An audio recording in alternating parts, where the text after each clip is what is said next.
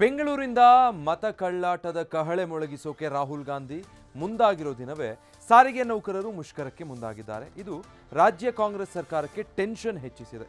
ಹೀಗಾಗಿ ಶತಾಯಗತಾಯ ಸಾರಿಗೆ ನೌಕರರ ಮುಷ್ಕರಕ್ಕೆ ತಡೆ ಹಾಕೋದಕ್ಕೆ ಸರ್ಕಾರ ಹರಸಾಹಸ ಮಾಡ್ತಾ ಇದೆ.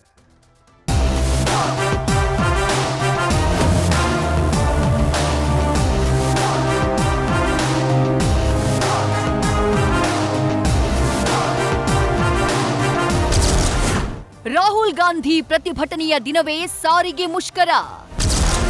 ಕಾಂಗ್ರೆಸ್ ಸರ್ಕಾರಕ್ಕೆ ತಲೆನೋವಾದ ಸಾರಿಗೆ ನೌಕರರ ನಡೆ.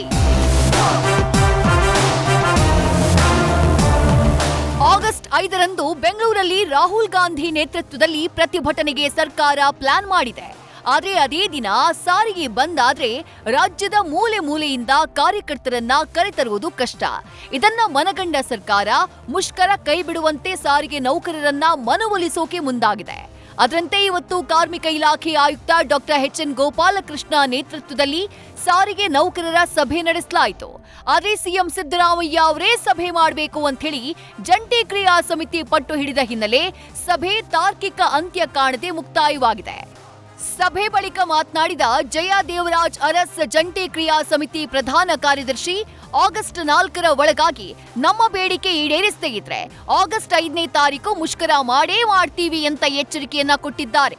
ಇವತ್ತು ಕೂಡ ನಮ್ಮ ಜಂಟಿ ಕ್ರಿಯಾ ಸಮಿತಿ ವತಿಯಿಂದ ನಮ್ಮ ಎರಡು ಬೇಡಿಕೆಗಳ ಬಗ್ಗೆ ನಮ್ಮ ಸ್ಪಷ್ಟವಾದ ನಿಲುವನ್ನು ಅವ್ರ ಮುಂದೆ ಆಡಳಿತಕ್ಕೂ ಕೇಳಿದ್ದೇವೆ, ಸರ್ಕಾರಕ್ಕೂ ಕೂಡ ತಿಳಿಸಿದ್ದೇವೆ. ಅಂದರೆ ಯಾವುದೇ ಕಾರಣಕ್ಕೂ ಕೂಡ ನಮ್ಮ ಎರಡೂ ಬೇಡಿಕೆಗಳು 4/8/25 ಒಳಗಾಗಿ ಅವತ್ತು ಜಾರಿಗೆ ಬರದೇ ಹೋದ್ರೆ, ನಮಗೆ ಒಪ್ಪಿಗೆ ಆಗುವಂಥ ರೀತಿಯಲ್ಲಿ ಜಾರಿಗೆ ಬರದೇ ಹೋದರೆ 5/8/25 ಮುಷ್ಕರ ಆಗೋದೊಂದು ಖಚಿತ ಅನ್ನೋದು ಮಾತನ್ನು ಅವರಿಗೆ ಸ್ಪಷ್ಟವಾಗಿ ಹೇಳಿದ್ದೇವೆ. ಆಗಸ್ಟ್ 4ರಂದು ಸಾರಿಗೆ ನೌಕರರ ಜೊತೆ ಸಭೆಗೆ ಸಿಎಂ ನಿರ್ಧಾರ.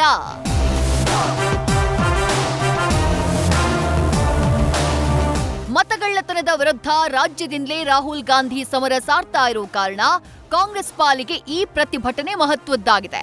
ಸ್ವಲ್ಪ ಲೋಪವಾದ್ರೂ ಕಾಂಗ್ರೆಸ್ಗೆ ಮುಖಭಂಗವಾಗ್ಬಿಡುತ್ತೆ.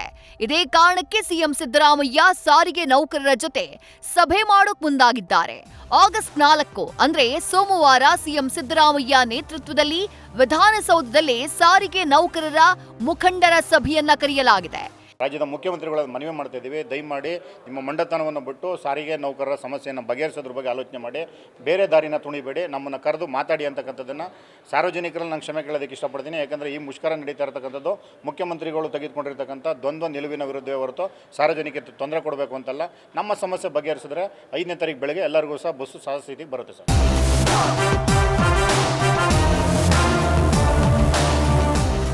ಒಟ್ಟಾರೆ ಆಗಸ್ಟ್ 4ರಂದು ಸಿಎಂ ಸಿದ್ದರಾಮಯ್ಯ ಸಾರಿಗೆ ನೌಕರರ ಪಟ್ಟಿಗೆ ಮಣಿತಾರಾ ಅಥವಾ ಮುಷ್ಕರ ತಡೆಯೋಕೆ ಪರ್ಯಾಯ ಅಸ್ತ್ರವನ್ನ ಬಳಸ್ತಾರಾ ಅನ್ನುವುದನ್ನ ಕಾದು ನೋಡಬೇಕು. News first bureau.